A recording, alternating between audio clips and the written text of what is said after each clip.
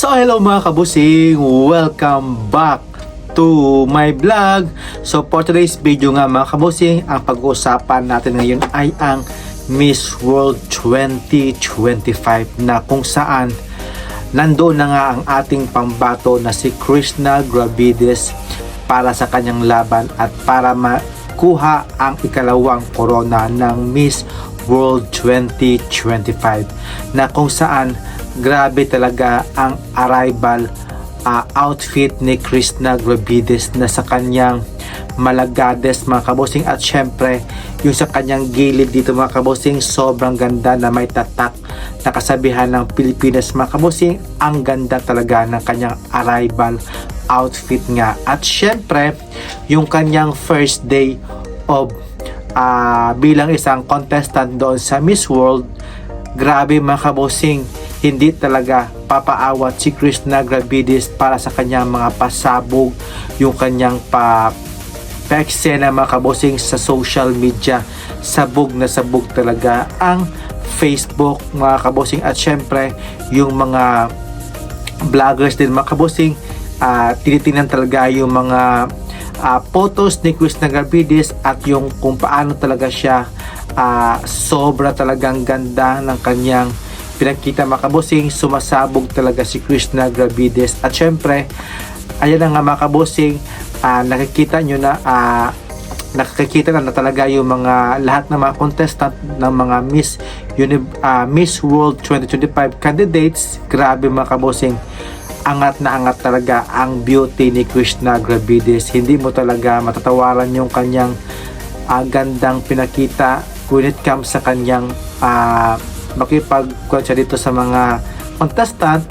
Umaangat talaga ang beauty ni Krishna Gravides, at syempre yung unang photos ngayon ni Opal at saka si Krishna Gravides, sino sa kanila ang mas maganda at syempre ang karapat dapat na makakuha ng corona. At syempre for me, lahat naman maganda, pero support po natin si Krishna Gravides kasi alam naman natin kung hindi talaga biro ang pag-prepare niya, almost a year nga mga kabosing. So alam na natin yung galawan ni Krishna Gravides na sobra talagang pulido, at sana nga lang mapansin ito ng organization yung kanyang preparation sa kanyang laban.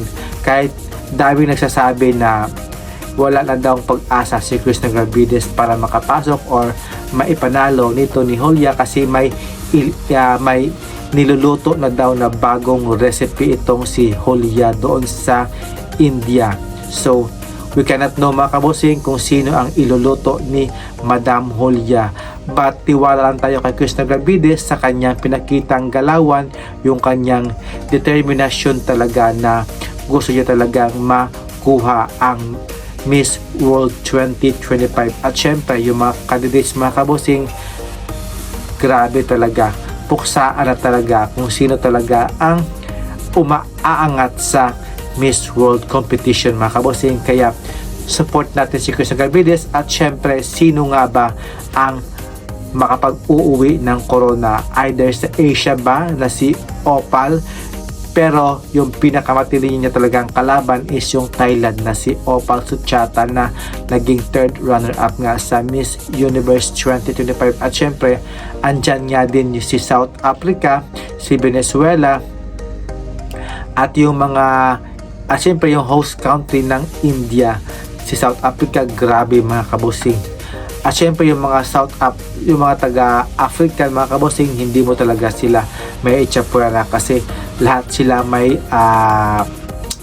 tawag doon, meron silang advocacy talaga mga kabosing na totoong totoo talaga. At syempre sana ay makaarangkada ang ating pambato na si Krishna Gravides para sa laban sa Miss World 2025 na gaganapin sa bansang India this coming May 31 na nga mga kabosing. At syempre puksaan na nga yung mga galawan ni Krishna Gravides, mapapa-Cleopatra man siya, kung sino man mga kabosing, sobra talagang ganda. Syempre marami din dyan mga kabosing na hindi talaga magpapahuli dyan din si Miss South Africa, si India, si Venezuela, at marami pang iba mga kabosing, yung mga front runner nga mga kabosing. Pero sa mga hot picks na ito, kahit sa mga vloggers, pumapangalawa, sumisecond or nangunguna ang ating pambato na si Krishna Gravides when it comes sa hot picks mga kabosing. So what do you think mga kabosing, mauuwi kaya ni